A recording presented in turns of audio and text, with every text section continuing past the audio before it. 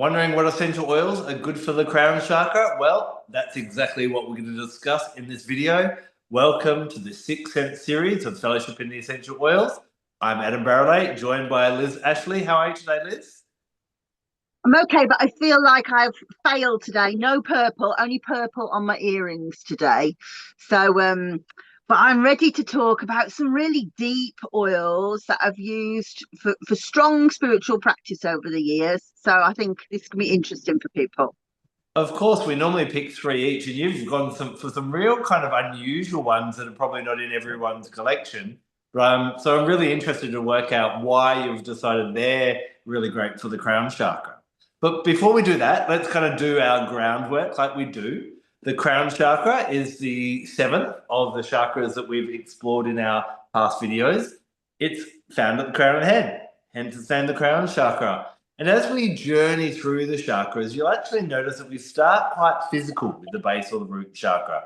It's very much about how we feel connected, safe, and secure in this physical realm. And as we've moved up, it's kind of got more to our spiritual connection. And when we balance our crown chakra, we want to have that nice spiritual connection, remembering that we are a physical being. So when it's overactive, sometimes we can be a little bit off with the fairies, and we've all met those types of people that are just need to let you know that Archangel Raphael said you need to drink more water. I need to sit down. I'm having a download. They're off with the fairies. And then we have people which have an underactive crown chakra and they are not connected to their spirituality at all. They believe there is what there is and there can't be much more than that outside. So what we're looking to do is lean into the plant world and help to balance those different energy centers, and especially the crown chakra, which of course resonates with the color violet. Anything you'd add to that, Liz?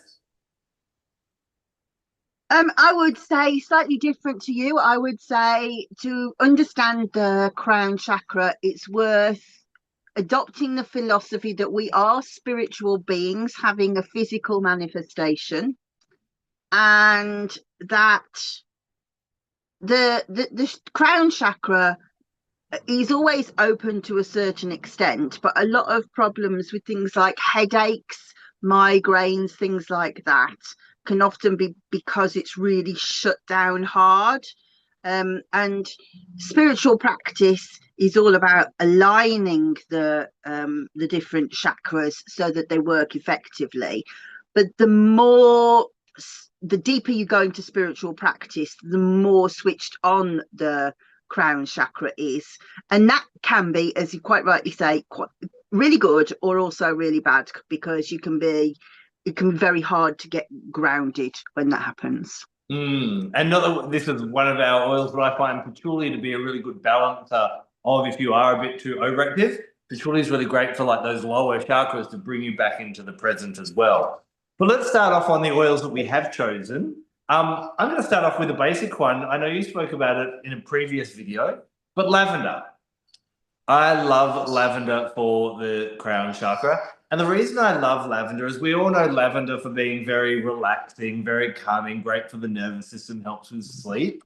And remember that our crown chakra is not just connecting us to angels and gods and so on. It's connecting us to the rhythms of the planet and the universe. And part of that's our circadian cycle. So getting your sleep in order, I find, is a really great practical way of working with your crown chakra. But what I love is, I find lavender is really great for helping to open up or expand an unbalanced crown chakra. It's very stimulating for that chakra. Now, why would an oil that's so relaxing be stimulating? Because how we stimulate the crown chakra is not by doing more, it's by doing less. And so lavender allows us, it's almost when we get into essential oils, one of the first ones we buy is lavender. It's like when we buy our first crystal, it's often amethyst. They work really well together. They kind of say to us, there's more than this rat race and trying to run around and keep up with everyone else. I just want to stop. I want to slow down. And I want to kind of question and work out my own answers rather than just be fed answers and believe answers. And lavender's really nice at allowing you to do that. I love actually the kind of conflict that me and Vanessa Jean have in our book, Gifts of Essential Oils. We talk about, she refers to lavender as the duvet of the aromatherapy kingdom. all very snuggly and cuddly. And I call it the red wine because I think as we work with lavender, actually allows us to relax and be more open and honest.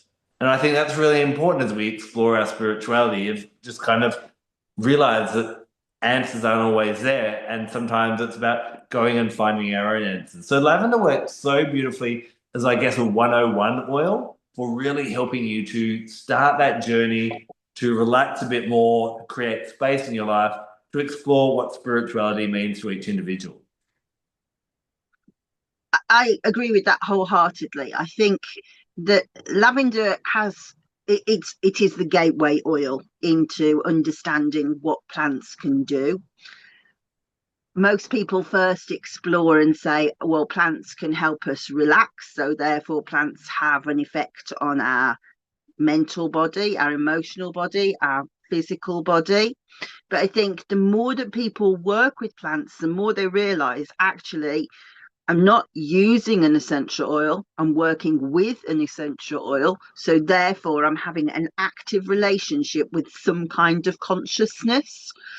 And that is the beginning of the opening of a conscious relationship with the world.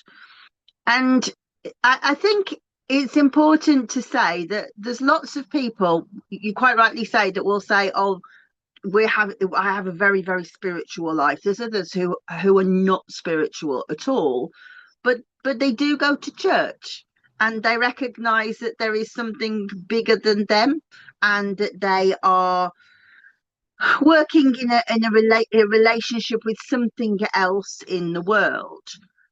So spirituality can take lots of different forms, and I think that, my spirituality is to do with plants, but other people have a relationship with angels, with God, with Allah. My husband, I would say, to an outsider, they would say he's not spiritual at all, and yet his relationship was with the ground. He can make the garden like Eden. He doesn't need to have like God in the sky. His spirituality is extremely earth-based, but it's definitely there. It's interesting that you're talking about, like everyone has their different definition of what their spirituality is. Some of the oils you've chosen have been very, very connected to spirituality. What's one of the ones that you really love for that kind of aspect? Yeah, I think I've picked some really ancient oils, haven't I? And I would love to flag up somebody else's work. We've got a couple of interviews with Felicity Warner, and she does deep, deep work. She's got a fantastic book called The Sacred Oils. And a lot of my relationship with these oils has come from that book and from her audio book and my relationship with her. So if you find this video interesting, I would definitely say check that out. In particular, the video that I did with her about my first oil, which was Elemi or Elemi. So actually, not to upset you, had, but I think that actually my video that I did with Felicity about Elemi was my favourite of all the videos that we've done for Fellowship in Essential Oils. You went off on your holiday and I had a ball. But so she talked about the work that she did, or she does. She's a soul midwife, so she is in attendance when people are dying. She does psychopomp work with the people, the recently dead, to help them to pass over. And she does counselling work with the people who are left behind. Really important work. That kind of work that I definitely could not do. But what we'd found when we were talking about Elemi was she'd written in her book, it's believed that Elemi was used in the mummification process. And the reason for that was to call forward the ancestors to come and greet you at death. And I'd said to her, well, in this video, what would be the very best thing that you would want to find in Egypt? And she was like, oh, I don't know, a pot of oil. And I said, well, what about a mummification chamber with the pots, with the labels on, saying exactly what they were for. And she was like, there's no such thing. I said, there is. And we talked at length about how this mummification chamber had been found in Egypt, and that Elemi was one of the, not only one of the oils used, but the main one. So to be clear, it would be the resin in like a maceration into a vegetable oil rather than the essential oil. But it was there. It was exactly what she'd said, and even it told where they would put it on the body. I'm not going to spoil that. Go and watch the other video. Also, we were talking about I'd done so much work with this one of finding like archaeological evidence. I really didn't want to be shown up, you know. And I'd found that underneath this amazing sort of Buddhist pyramid, I can't remember exactly where it was, but it was like this pyramid, this temple that was in like a pyramid. They'd had to do some actual renovations, and they dug down underneath the foundations, and they'd found a relic of Buddha's finger, and that was in the Elemi. And so this idea of really preserving the body and the spirit through death with Elemi, as we've been able to find really good evidence. Definitely watch that video. And Felicity talks about how Elemi is the umbilical cord from Mother Earth to Father Sky. And I absolutely love that, because I think it's, and she talks about how when you smell it, you can see like a golden swirling light, and I definitely can. It's just like it opens and just goes, oh, radiant light. That's what it says to me every time. And some of the other oils that I've chosen are probably oils that you wouldn't really want to touch unless you're quite a long way down the spiritual journey. They're quite advanced oils and reveal quite dark things, but Elemi just goes, welcome to the beautiful space.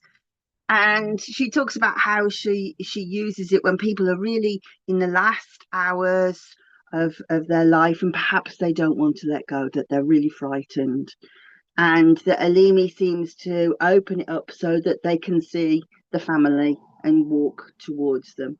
So I think it is a really beautiful and important oil. You spoke a lot about Elemi being really good for like end of life and afterlife. For someone who's watching this video who's interested in working with their crown chakra now, would you still work with Elemi in that way? And how would you necessarily work with it? Yeah, so again, I'm really using Felicity's work now. So I really want to make it clear that this is, I've learned this from her. That this is an oil for the times when you are transitioning, and transition is hard. And her words are, it encourages the soul and strengthens the soul to come forward.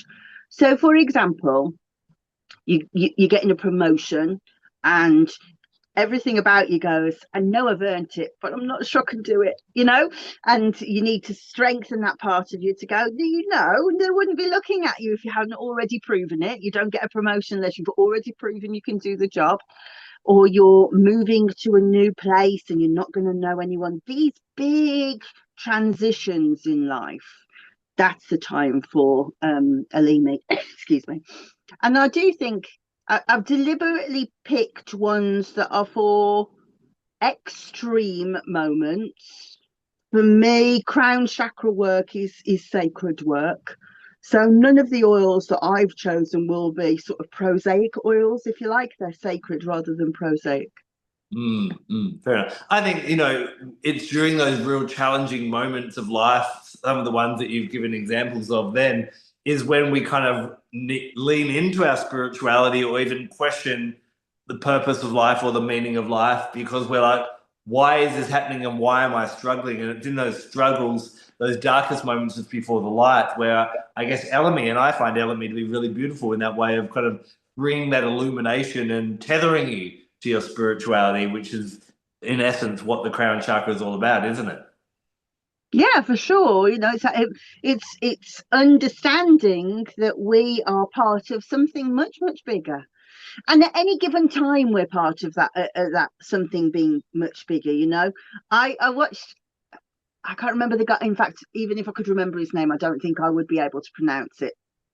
On Stephen Bartlett this week, there's this guy talking about how he thinks that the AI will fall apart by 2027, or that the world will fall apart by 2027. Sorry, and then it will take about 10 years for us to sort of reconstruct. And I can't remember why I was saying this, but he was talking about how. Yeah, it's gone. Great story. What was I saying? We were just talking about the role of AI. Yeah, well, he was talking about consciousness. Oh, that's what it was. He was talking about the fact that that we were part of a much bigger consciousness at any given time, and that he believed, and he was like so serious when he said this, that we are living a simulation. That was his belief system, that we are taking part in a simulation. Now there's lots of physics that backs that up. Don't know myself, but certainly it makes no sense to me that we are the only sentient beings in the whole of not only our universe but everything that exists outside of there. There's got to be more. And obviously, from my point of view, I'm a shamanist. I believe that all beings are sentient, and that even rocks, for example, are beings, and thinking different things. So any kind of thinking like that there's something happening outside that's bigger than me, is executed through the crown chakra, regardless of whether you've switched it on big time or not. Sorry to interrupt for just a moment. I hope you're enjoying this episode of Sixth Sense. Now, you're probably getting rather excited about essential oils, and you might be tempted to go out and just grab some. But did you know the essential oil world is not regulated, and a lot of what it says on the label is not governed by anyone? A fun fact, which is not so fun, is that 75% of all oils that are sold as pure, natural, or organic lavender are not even from a plant. So how do you know what's real? Well, I went looking for that question a long time ago, and I found doTERRA to be a really reliable source of high quality essential oils. They don't just test their oils themselves, but at the end of the process, they have an independent third party verify and double check their oils to make sure that you are getting what nature intended purely from the plant. They also source where nature intended the plants to grow as well. If you want to grab hold of some essential oils from doTERRA, then I offer a discount code, and this is available no matter where you are in the world. Now, I don't want everyone to get essential oils. I want everyone to use essential oils. So when you become one of my customers, you get access to me and my VIP education platforms, ongoing discounts, ongoing freebies, live classes in all time zones all around the world, and so much more. So if you're interested in getting some essential oils that you know are really from nature, and this is important not only physically, but metaphysically as well, please reach out in the links below. One of the other oils I really like to work with for the crown chakra is rosemary. And rosemary is renowned for being about remembrance. I'm sure many people have been to a funeral where there's a sprig of rosemary and you put it on the coffin as a symbol of we will not forget you, we will remember you. We also, from a mental point of view, will use rosemary essential oil as one for mental recall and helping with study and so on as well. But it really can help also for helping us to remember the bigger pictures as well. And there's a story that I did share in our rosemary video, I'm sure, but there's this idea that when we're in our mother's womb, in the final trimester, the angel Gabriel comes to us and talks to us and tells us exactly what our purpose is and what the meaning of our life is and what we're meant to do when we're born. And then just before we're born, he touches us under our nose, and that's what that little imprint between the nose and the mouth is. And then we're born and we forget.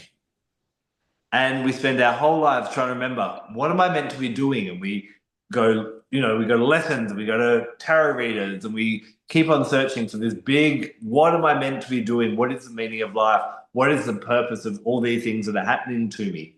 And what rosemary helps us to do is remind us the answer's right under our nose. We just have to remember what we truly want what we love, what's in our heart, and the answers aren't out there, they're in there. So I love to work with rosemary as this reminder, as a really spiritual tool for helping you to connect back with your spiritual lessons and not try and get someone else to answer it for you, but for you to trust yourself to find your answer.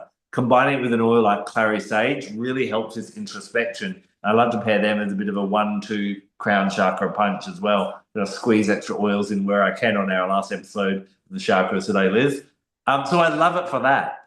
But the other great thing when we're working with spirituality as well, there is a saying that every good witch has a bush of rosemary at her front door because it was renowned for being a very protective essential oil as well. So we often want that protective energy when we're going off on our own journey to explore our spirituality, and having rosemary essential oil, diffusing it, anointing doorways and window ways and different things can be really quite spiritually protective as well. So I love it for both the crown chakra and rosemary for spiritual protection as well.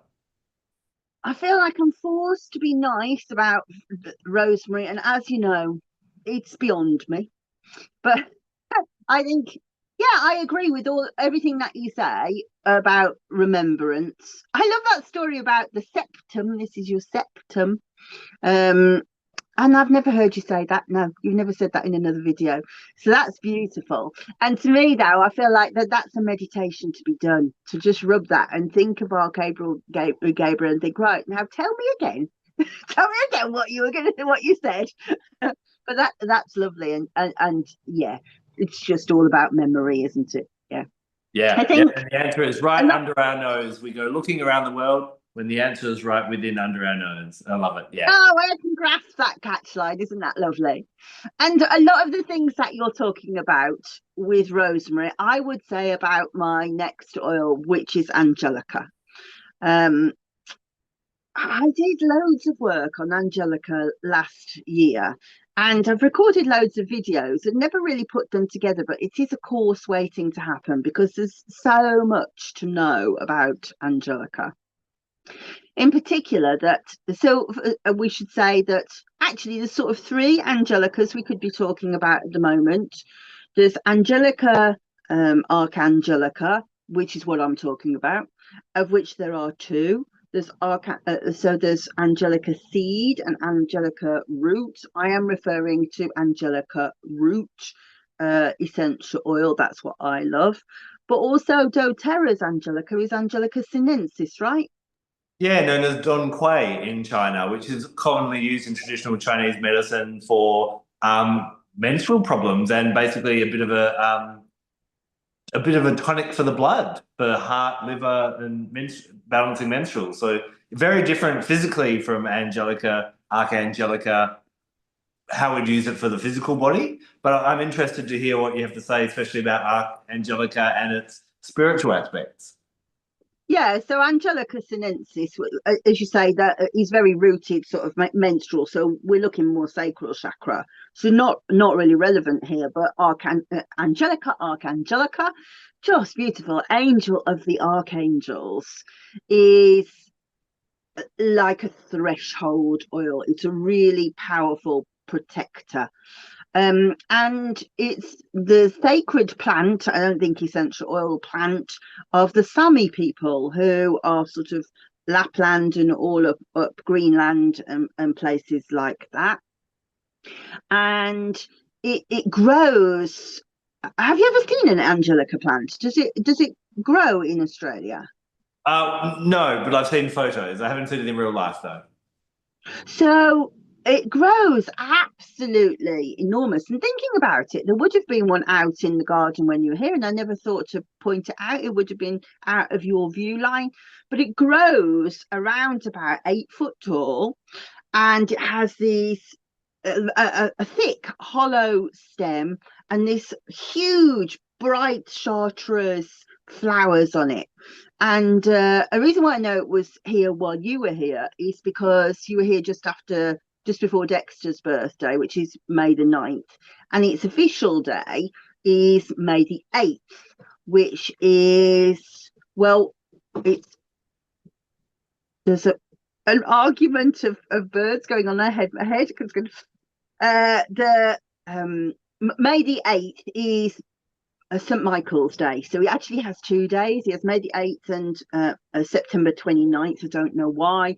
They commemorate a day when he turned up with his great big sword in Italy and helped fighting against the Neapolitans. I don't know any more than that. But anyway, May the 8th, you can guarantee that the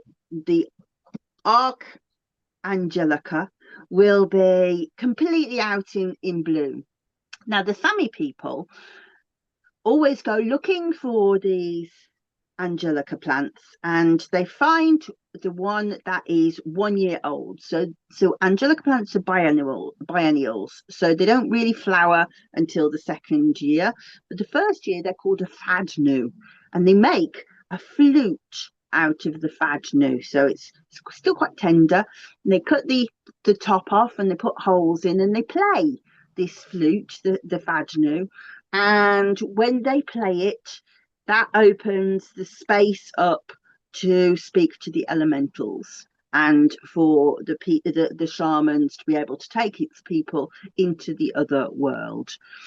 So if you imagine that on one hand we've got this beautiful Sami medicine, but then we're talking about Archangel Michael. He is the warrior. He leads the army of angels. It's his sword that cuts the threads of past lives, of things to loves, etc. And it's so protective. It is like calling in your angels. And so if you're doing sort of really strong spiritual work and you're going out, maybe you're doing sort of astral projection, for example, or psychopomp work, or there's lots of different lineages of bee medicine. I always say I use Angelica when I'm working with the sisterhood of the spinners, because they're chaotic and they cause all sorts of madness around you. And it kind of puts this protective shield around you, as if Archangel Michael's got his shield of angels with him. Amazing. Do you find, so for people that are especially interested in the angelic realms, this would be a really, really strong oil for that? Yeah, for sure. And particularly, yeah, because of course it calls in that, he is the head of all the angels. He's not only the head of the angels, but head of the archangels. You don't get any higher. But particularly from a protection point of view, when you're asking the guardian angels to protect, then that's Angelica. Would you find that the seed oil is very different to the root oil from the same plant? So yeah, they're so different. So importantly, I should have said that the Angelica root is phototoxic. Sorry. So you will have to be careful with it in the daylight. You don't want to have direct sun on it for about 12 hours. So a bit like you protect the skin with bergamot. You only want to use that at night. But Angelica seed is much lighter, and and actually I hadn't really thought about it until something spoke in my ear then, but Angelica seed is very good for kind of ending off a journey, so if you want to close things down afterwards, cleanse the aura, Angelica seed would be beautiful. And I do quite often use it in a little spray, so just have like 1 or 2 drops of Angelica seed oil. I'm naughty, I put it in vodka because you need a dispersant. You should have a super duper dispersant, but vodka does. And then fill it up with distilled water, and then you can just spritz it and you can clean your aura off. So it would be very good for closing the aura down afterwards. So you could almost use Angelica root to start off whatever spiritual practice you're doing, and the Angelica seed to close it down. For sure.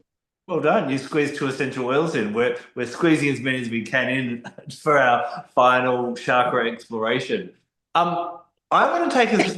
We've been talking about some really interesting kind of like when people start talking about spirituality and the crown chakra, it starts to get a little bit serious. Do you mean we're talking about spirituality?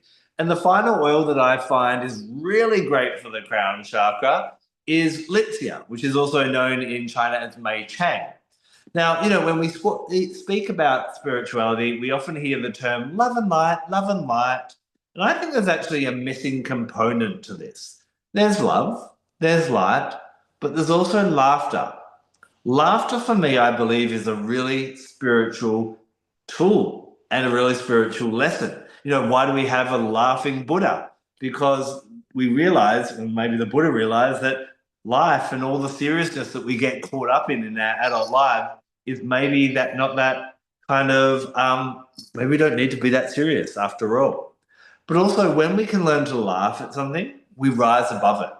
If someone is in your life is giving you a hard time, sorry if you can hear a bell, my cat's decided to play with her bell, but it's not, or maybe it's the angels, who knows?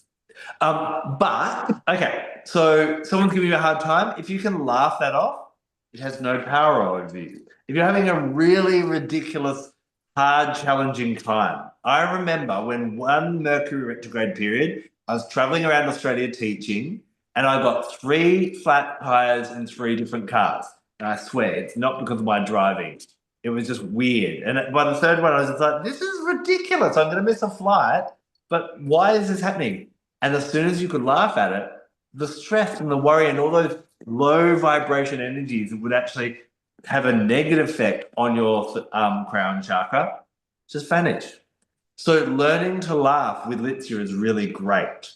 Litsea is used in cleaning products and to get rid of the smog in Asia and cleanse away that density. And when we're working with Litsea, I often think of the kookaburra, a beautiful Australian bird. Now, the kookaburra is famous for its laugh. Now, why does the kookaburra laugh? Because it is actually being territorial. It's saying, this is my territory, no one else come into this area. And think about it.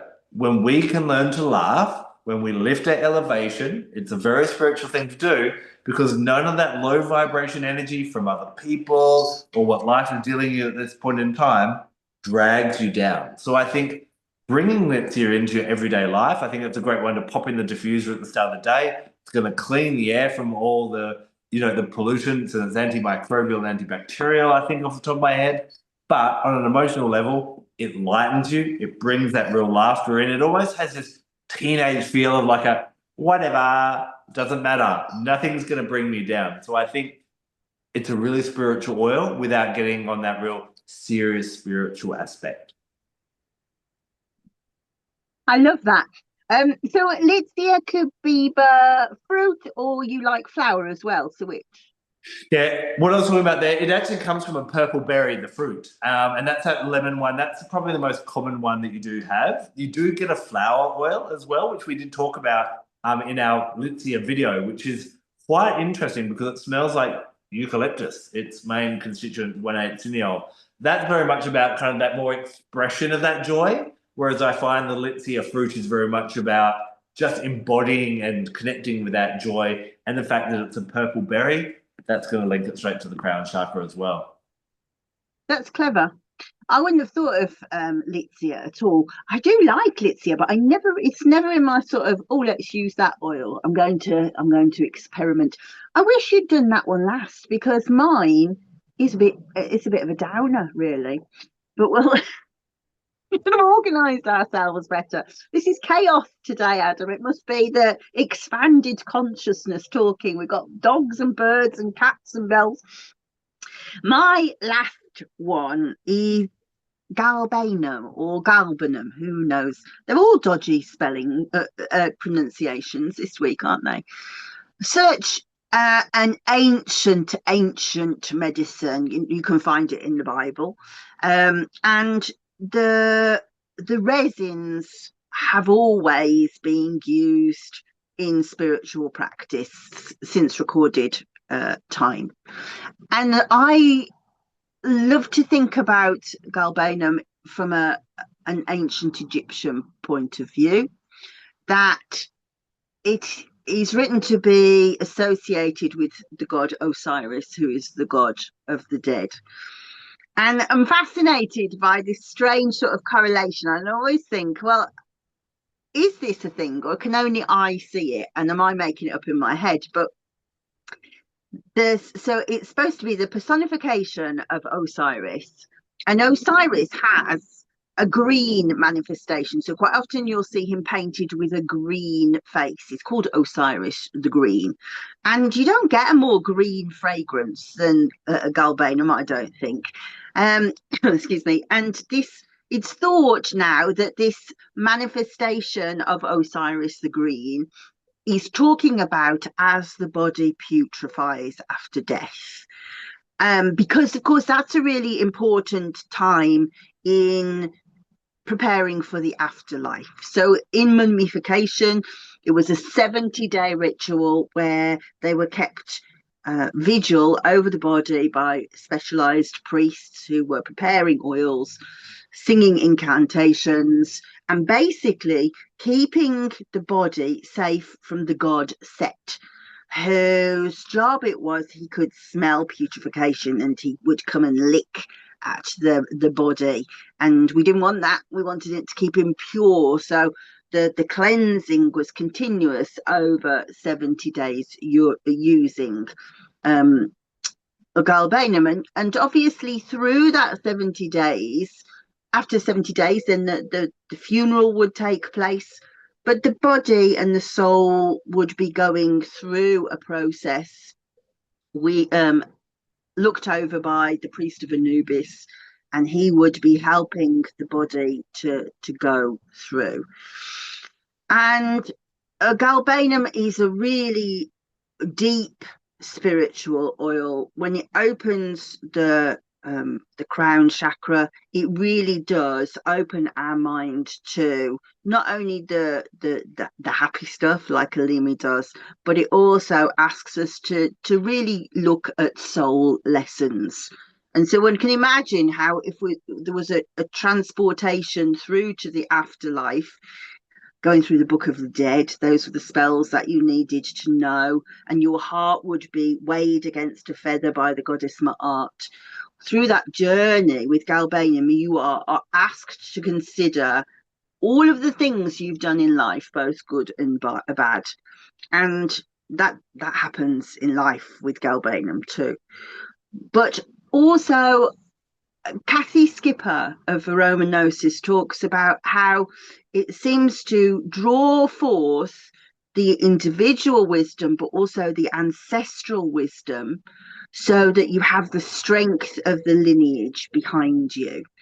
And I found that particularly true when I was doing the Melissa work. For those of you who don't know what happened to me when I was doing the Melissa, I had a very strange initiation where I saw the Eleusinian mysteries in my dreams a lot. And then I came across a video in Lithuania where we know that they continue to do the same rites that we did. And I saw it in front of me exactly as I'd seen it before. And I saw 5 past lives come in, bang, bang, bang, bang, bang, threw them up down the toilet because I was absolutely terrified. And I just saw my lifetimes going in this like figure of 8 lemniscate, and these 5 lifetimes suddenly were inhabiting my body, and it was awful. It was awful. Don't anybody tell you that it's nice when those sort of things. It was dreadful, and it really made me ill for a long time. And I was like, I have to completely shut this down. But about 3 weeks before it had happened, we were in lockdown or just coming out of lockdown, and Kathy Skipper and Florian Birkmeyer were doing sort of collections online of people who were doing this kind of work, and we were having a meetup, and it was like a free lesson and group, and it was so helpful. And Florian had talked about Galbanum beforehand, and he'd said Galbanum helps you to keep your feet to the fire even when they're burning. And so afterwards I was like, I've got to close this down, and immediately I was given Rose Melissa Galbanum, use it. And I was like, well, can't be worse than what I'm doing now. And within seconds I was like more centered. And I was able to keep receiving these downloads without being quite so terrified. My brain was completely shot to pieces, completely discombobulated for months. But Galbanum helped me to keep my feet to the fire and to draw down all of these messages from this lineage that I had discovered. And it was a remarkable oil, but it was dark. It was dark energy for sure. Could you explain a little bit more what you mean by keeping your feet to the fire? Well, so in the metaphor, if you imagine that your feet are by the fire, sooner or later, you're going to start thinking, "Guys, this is getting a bit hot." So ordinarily you would move your feet away, wouldn't you? And that was exactly how I felt. Like, this is too much. I can't do this. And I had to keep moving forward, or otherwise the initiation would not have taken place. It was like I was completely at the doorway and I wanted to run, but something was saying you need to push through that door. It's the only way that you're going to develop.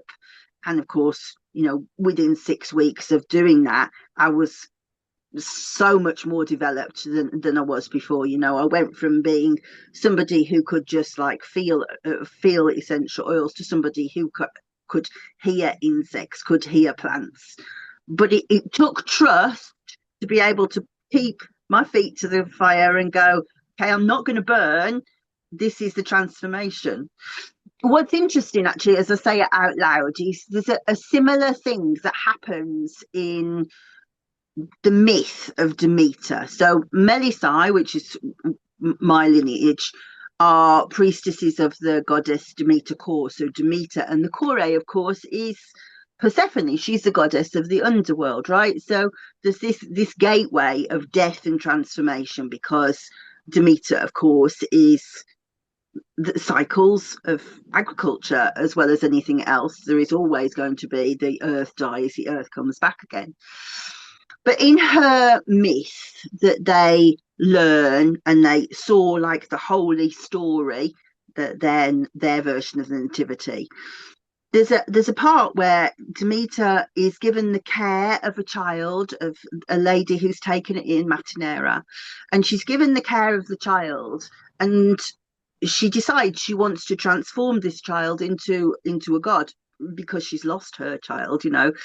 Persephone has been lost down into the underworld. So she puts the child in the ashes of the fire. That's exactly what happens.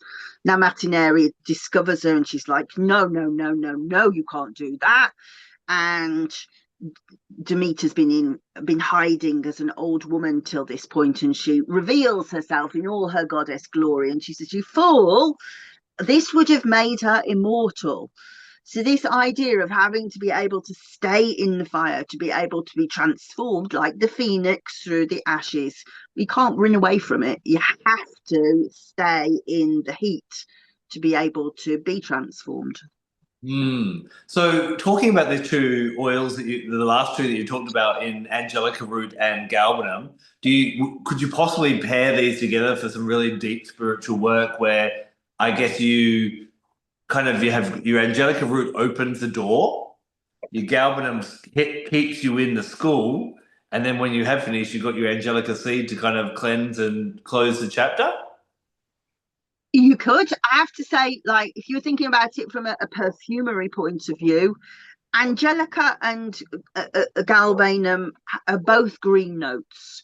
So you would want to make a harmonic and a chord of green notes and blend them with something else, I think. Otherwise, it would just be kind of too muted. So you would want to be able to develop that. But certainly, of course, you can. Although, for me, when I'm doing that kind of work and I want to use Galbanum, the other oil that I think goes really, really well with Galbanum, and is also like a sentinel oil, a protective guardian oil, is Myrtle. And I think that one's a better one to use. Would you attribute Myrtle to the crown chakra as well? Yeah. Crown chakra, brow chakra, heart chakra, it can do lots of different things, like lots of oils. have got, I always say essential oil doesn't have side effects, it has many main effects, and you'll see that. If it'll go, right, okay, I'm good at circulation, which is heart chakra, I'm good at headaches, which would be brow chakra. So it goes in lots of different ways, but it is a really strong sort of guardian protector, Myrtle, so it will do it in lots of different ways.